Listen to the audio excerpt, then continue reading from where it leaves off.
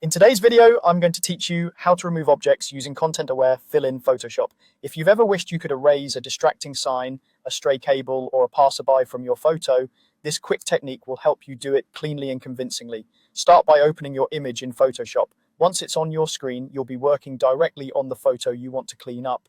Take a moment to zoom in so you can see the area clearly. The more precisely you work here, the better the result will look. Now choose a selection tool that matches the shape of what you want to remove. The lasso tool is great for irregular shapes because you can draw freehand around the object. The marquee tools are better for simple rectangles or ellipses. As you trace around the area, try to stay close to the edges, but don't worry about being perfect. It often helps to include a small margin of the surrounding background so Photoshop has context to blend with. Smooth, confident lines generally produce cleaner edges, and continuous selections help avoid seams. With your selection active, go to the top menu and choose Edit, then Fill.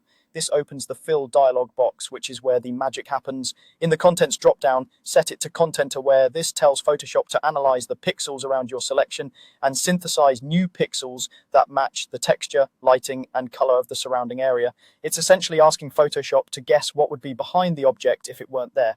Click OK and let Photoshop process the fill. In a moment, the selected object should disappear, replaced by a seamless blend of nearby pixels. Take a look at the result at both 100% zoom and a bit farther out to check for any visible patterns or edges. Content-aware fill is especially strong on skies, grass, walls, and other textures that repeat or fade naturally.